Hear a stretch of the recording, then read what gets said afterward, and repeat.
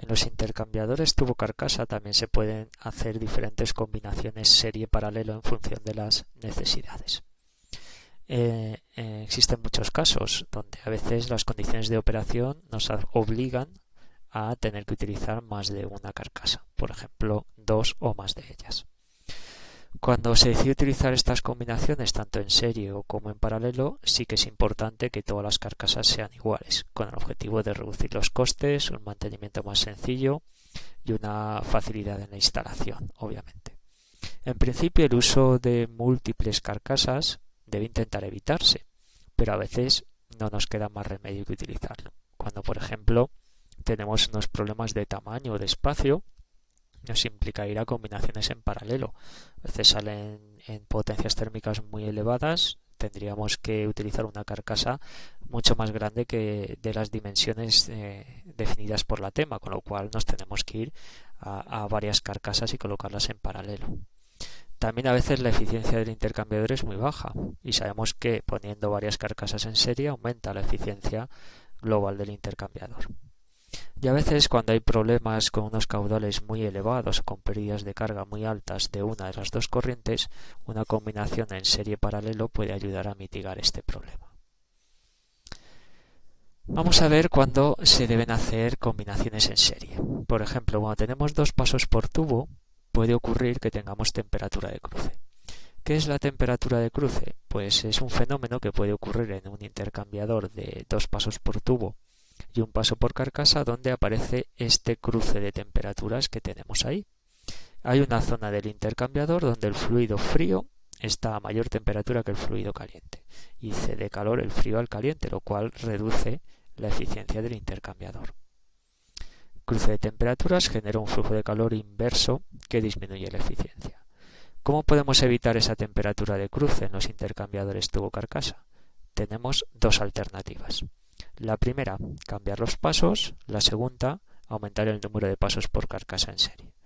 Veamos qué ocurre con la primera de las soluciones, el cambio de los pasos. Si cambiamos los pasos respecto a esta figura que tenemos aquí, y en lugar de colocar las entradas aquí del fluido frío las ponemos al otro lado, me quedaría esta distribución de temperaturas. Desaparece ya la temperatura de cruce como estamos viendo. El problema que en la zona de entrada, en esta zona que tenemos aquí, se genera un esfuerzo térmico muy grande porque en la misma zona tengo la temperatura más baja con la temperatura más alta del intercambiador. Aparece un esfuerzo térmico muy grande en esa zona. Un esfuerzo térmico que puede ser problemático si las diferencias de temperatura entre el caliente entrada y fría entrada son muy altas. La segunda opción, aumentar el número de pasos por carcasa en serie.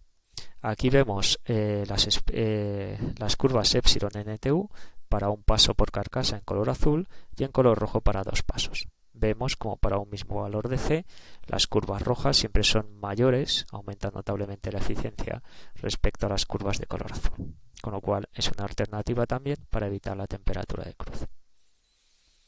¿Cuántas carcasas necesitamos para evitar la temperatura de cruce colocadas en serie?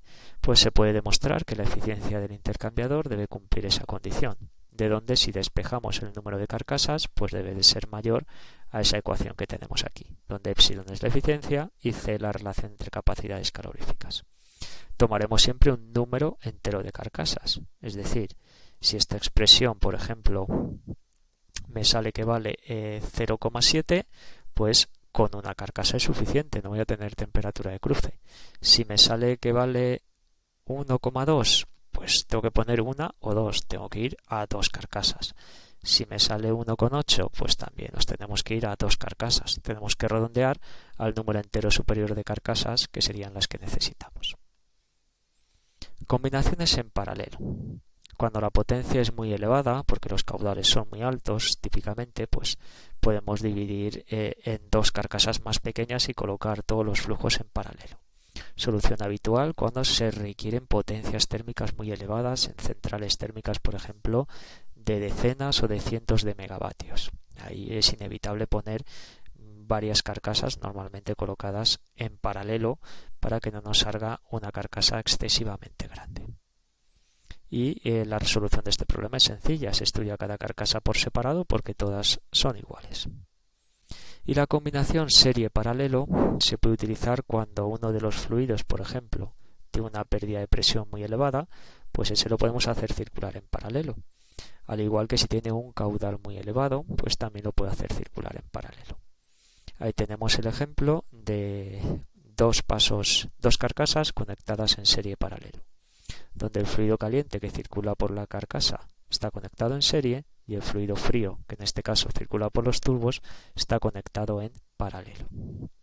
Para la resolución global de estas combinaciones serie-paralelo se hace exactamente igual a la resolución global que vimos para los intercambiadores de doble tubo y multitubulares.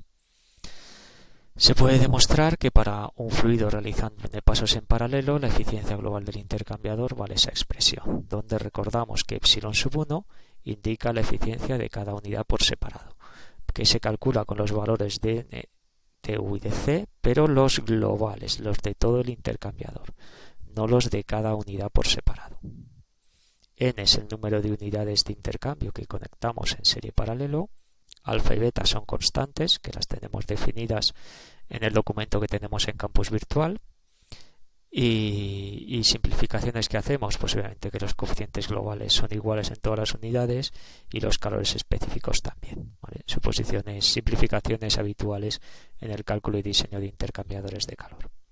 Bien, recordamos que esta expresión general particularizada para 2, 3 o 4 pasos en serie paralelo serían estas expresiones más sencillas que tenemos aquí, donde, repito, los valores de alfa, beta y epsilon_1 los tenemos definidos en un documento aparte colgado en Campus Virtual. Y aquí tenemos representado cómo varía la eficiencia en estos casos de intercambiadores tubo-carcasa. Este caso es cuando la capacidad calorífica mínima es la del fluido que realiza un paso en serie en el intercambiador. Vemos que la eficiencia aumenta ligeramente, muy poquito, pero mejora ligeramente respecto a la configuración en un paso. Cuando la capacidad calorífica mínima es la del fluido que hace n sub p pasos en paralelo, aquí tenemos las curvas, también mejora ligeramente la eficiencia, un poco más que en el caso anterior. Y en esta última gráfica vemos cómo varía la eficiencia máxima que podemos llegar a alcanzar, donde la línea de color negro representa un único paso por carcasa y las curvas en color azul, pues varios pasos en combinación serie paralelo. Vemos como la eficiencia máxima aumenta ligeramente respecto a la que tenemos originalmente en un único paso por carcasa.